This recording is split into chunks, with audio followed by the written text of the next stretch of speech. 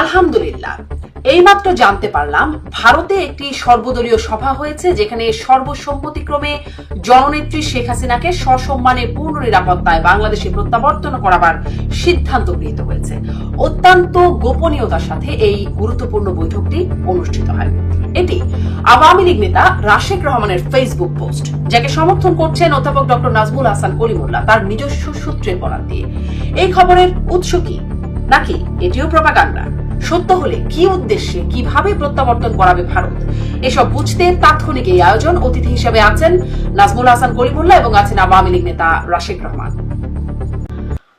Professor Nazmul Hasan Kalimullah এবং রাশেক রহমান, স্বাগত আপনাদের দুজনকেই পালস অফ পলিটিক্স এর আজকের আয়োজনে।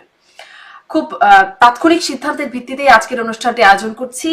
রাশেক রহমান, আপনার একটি ফেসবুক পোস্ট এবং ডক্টর নাজমুল হাসান কলিমুল্লাহর কাছ থেকে কিছু তথ্য পেয়ে আমি আলোচনা। রাশেক রহমান, আপনি আপনার ফেসবুক পোস্টে লিখছেন যে আলহামদুলিল্লাহ, এইমাত্র জানতে পারলাম ভারতে একটি সর্বদলীয় সভা হয়েছে, যেখানে সর্বসম্মতিক্রমে জননেত্রী শেখ হাসিনাকে সসম্মানে পূর্ণ নিরাপত্তায় বাংলাদেশে প্রত্যাবর্তন করবার সিদ্ধান্ত গৃহীত হয়েছে। অত্যন্ত গোপনীয়তার সাথে এই গুরুত্বপূর্ণ বৈঠক অনুষ্ঠিত হয়। জয় বাংলা, জয় বঙ্গবন্ধু। আপনার পোস্ট থেকে পড়লাম। আপনি এই যে শেখ হাসিনাকে ফিরিয়ে নেয়ার পূর্ণ নিরাপত্তায় প্রত্যাবর্তন করবার সিদ্ধান্ত গৃহীত হয়েছে, এই তথ্যটির উৎস কি, কোথা থেকে জানলেন, কিভাবে জানলেন, কে দিল এই তথ্য? ডক্টর কলিমুল্লাহ এরকম কথা বলছেন, যার কারণে আপনাদের দুজনকে নিয়ে আজকের এই বিশেষ আয়োজন। জি, রাশিক রহমান। আপনাকে ধন্যবাদ আমাকে আজকের অনুষ্ঠানে আমন্ত্রণ জানানোর জন্য।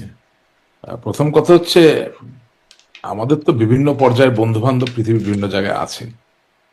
এখন সঙ্গত কারণে আপনাকে আমাকে কে বলেছেন সেটা আমি বলতে যাব না। তার থেকেও বড় কথা হচ্ছে যে আমার কাছে মনে হয়েছে যে নিউজটা খুবই প্রাসঙ্গিক বর্তমান পরিস্থিতির সাথে।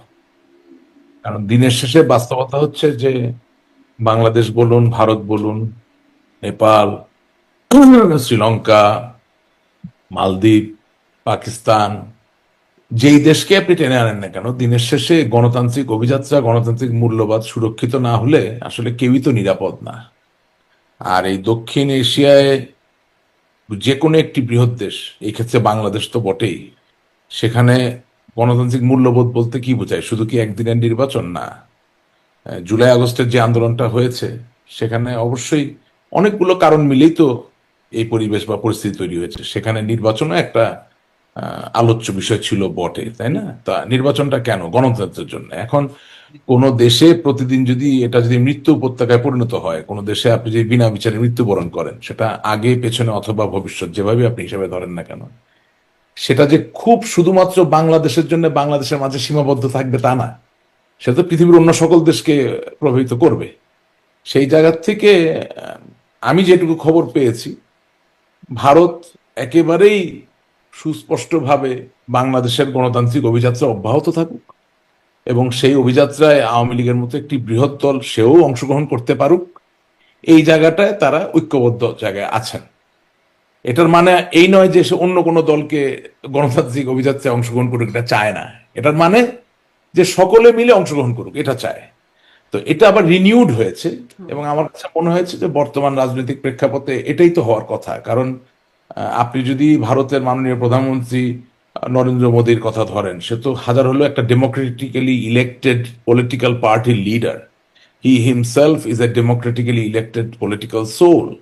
সো অবভিয়াসলি কোনো না কোনো একটা মেকানিজমে কিছুদিন পর পর পলিটিক্যাল কনভিকশন এবং কমিটমেন্টের যেই জায়গাটা, এটা রিনিউয়াল তো প্রয়োজন হবে এবং সেই রিনিউয়ালের জায়গাটাই এখানে এসেছে। এতে এটার সাথে ভারত নির্ভরতা বা দালালি করা বা কারো কাছে নিজেকে বিক্রি করে দেওয়ার কোনোই সম্বন্ধ। রাশিদ রহমান, সেই প্রসঙ্গটি আরেকটু আসবো যে ভারত আসলে মানে এই গণতান্ত্রিক অভিযাত্রায় ফিরবে বাংলাদেশ, এই সিদ্ধান্ত নেবার কে, সেই প্রসঙ্গটাতে আমি পরে আসবো। কিন্তু আমি আসলে একটু বুঝতে চাই যে আসলে এই তথ্যটার উৎস কি। কারণ আওয়ামী লীগ, এটি তার অফিসিয়াল ফেসবুক পেজ আছে, তারা বিভিন্ন তথ্য জানে, সেখানে বলতে পারতো। আমি এই আপনার পোস্ট দেখার পরে কিছু মানে কারো অনেকের সাথে কথা বলবার চেষ্টা করেছি, যদিও এখন গভীর রাত, সবার সাথে কথা বলবার সুযোগ নাই, কারো কাছ থেকে এই তথ্যটি পাচ্ছিলাম না। আমি নাজমুল হাসান কলিমুল্লাহ, আপনার কাছ থেকেও একটু এই বিষয়টা শুনি, যেহেতু আপনিও এই তথ্যটি পেয়েছেন বলে আমি জানছি।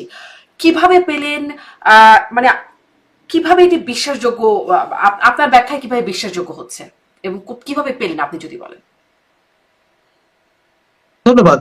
দেখুন, আমি সম্মানীয় রাশেক রহমানের যে বক্তব্যটি সেটি গভীর মনোযোগ দিয়ে শুনলাম, এবং আমি যে সূত্র থেকে জেনেছি সেটি আবার রাশেক রহমানের সূত্রের সঙ্গে ট্যালি করে রাশিক রহমান তো সূত্রটা বললেন না। সূত্র। তবে না, উনি বললেন না। আমি যেটি প্রকাশ্যে বলবো সেটি হচ্ছে তরুণ ঘোষ। তিনি আমার মতো একজন টকশো শিল্পী, ভারতের নাগরিক, এবং আরেকজন তাকে দুজনকে আমি এ বিষয়ে বলতে শুনেছি ভার্চুয়ালি। এবং তরুণ ঘোষ আরেক ধাপ এগিয়ে বলেছেন যে এই সর্বদলীয় পার্লামেন্টারি যে বৈঠক, তার আগে ভারতের মহামান্য রাষ্ট্রপতি মুর্মু তার সঙ্গে মাননীয় প্রধানমন্ত্রী নরেন্দ্র মোদী তিনিও দেখা করেছেন এবং অবহিত করেছেন বিষয়টি।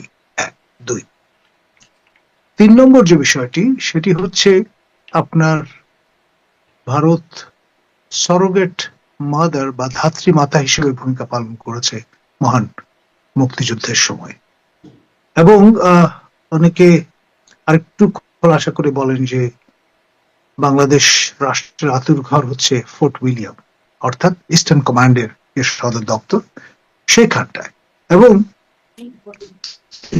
এখানে একটা সাজ রবও আছে। আপনার বেশ কিছুদিন ধরে যে কথাটি চাউর হয়েছে যে ভারত দুটি ক্যাটাগরাইজেশন ফেলেছে সারা বিশ্বের দেশগুলোকে। সবচেয়ে ওভারওয়েলমিং মেজরিটি কান্ট্রিজ তারা মিত্র, আর হাতে গোনা কটি দেশ তারা শত্রু রাষ্ট্র। তার মধ্যে সম্প্রতি 6টি রাষ্ট্রের আপনার লেভেলিং তারা করেছেন। তার মধ্যে 5ম স্থানে আছে বাংলাদেশ শত্রু রাষ্ট্র হিসেবে। খেয়াল করেন, এটি খুবই গুরুত্বপূর্ণ একটা, আমি মনে করি, ডিজুরো বেসিস যে আপনার 71-এ মুক্তিযুদ্ধের সময়ও ইন্দিরা সরকার প্রায় 1 বছর ধরে নানান রকম প্রিপারেটরি গ্রাউন্ড তৈরি করেছে, এবং 6 ডিসেম্বর যে যুদ্ধ ঘোষণার ব্যাপারটি ঘটেছিল সেটারও একটা পরতে পরতে প্রিপারেশন ছিল। নভেম্বর থেকেই যশোর সেক্টরে ভারতীয় আপনার ট্যাঙ্ক প্রবেশ করেছিল বলে পাকিস্তানিরা দাবি করছিল।